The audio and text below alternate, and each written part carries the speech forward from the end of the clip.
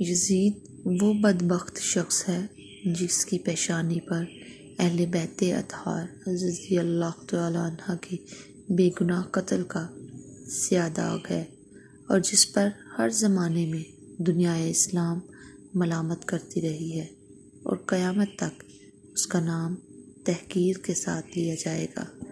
یہ بدباطن سیاہ دل ننگے خاندان تھا، نہایت موٹا، بدنما، کثیر الشر، بدخلق، فاسق، فاجر، شرابی، بدکار، ظالم، بے ادب، گستاخ تھا۔ اس کی شرارتیں اور بےہودگیاں ایسی ہیں جن سے بدماشوں کو بھی شرم آئے۔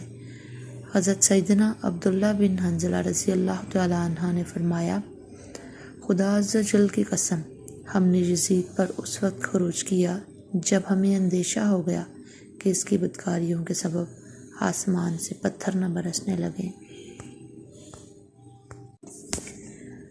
محرمات کے ساتھ نکاح اور سود وغیرہ منہیات کو اس نے بے دین نے اعلانیہ رواج دیا، مدینہ، طیبہ اور مکہ مکرمہ کی بے حرمتی کروائی۔ حضرت ابو درداء رضی اللہ تعالیٰ عنہ سے روایت ہے، حضور نبی کریم صلی اللہ علیہ وآلہ وسلم نے فرمایا، میری سنت کا پہلا بدلنے والا بنی امیہ کا ایک شخص ہوگا جس کا نام یزید ہوگا۔ 59 میں حضرت ابو ہریرہ رضی اللہ تعالیٰ عنہ نے دعا کی، یا رب عز و جل، میں تجھ سے پناہ مانگتا ہوں 60 ہجری کے آغاز اور لڑکوں کی حکومت سے۔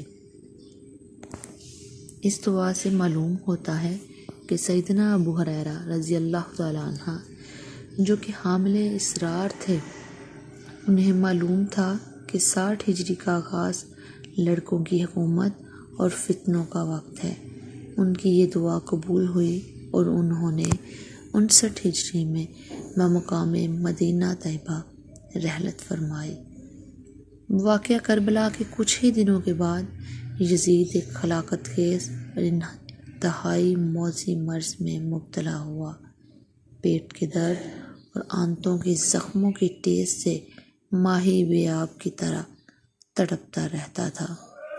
حمص میں جب اسے اپنی موت کا یقین ہو گیا تو اپنے لڑکے معاویہ بن یزید کو بستر مرگ پر بلایا اور امور سلطنت کے بارے میں کچھ کہنا ہی چاہا تھا کہ بے ساختہ بیٹے کے منہ سے چیخ نکلی، اور نہایت ذلت و حقارت کے ساتھ یہ کہتے ہوئے باپ کی پیشکش کو ٹھکرا دیا کہ جس تاج و تخت پر آل رسول صلی اللہ علیہ وآلہ وسلم کے خون کے دھبے ہیں، میں اسے ہرگز قبول نہیں کر سکتا۔ خدا اس منحوس سلطنت کی وراثت سے مجھے محروم رکھے جس کی بنیادیں نواسۂ رسول صلی اللہ علیہ وآلہ وسلم کے خون پر رکھی گئی ہیں۔ یزید اپنے بیٹے کے منہ سے یہ الفاظ سن کر تڑپ گیا اور شدت رنج و عالم سے بستر پر پاؤں پٹکنے لگا۔ موت سے کچھ دن پہلے یزید کی آنتیں سڑ گئیں اور اس میں کیڑے پڑ گئے۔ تکلیف کی شدت سے خنزیر کی طرح چیختا تھا۔ پانی کا قطرہ حلق سے نیچے اترنے کے بعد نشتر کی طرح چبھنے لگتا تھا۔ عجیب قہر الہی کی مار تھی۔ پانی کے بغیر بھی تڑپتا تھا اور پانی پا کر بھی چیختا تھا۔ بالآخر اسی درد کی شدت سے تڑپ تڑپ کر اس کی جان نکلی۔ لاش میں ایسی ہولناک بو تھی کہ قریب جانا مشکل تھا۔ جیسے تیسے اس کو سپرد خاک کیا گیا۔ استغفر اللہ۔ ویڈیو اچھی لگی تو لائک ضرور کیجیے گا۔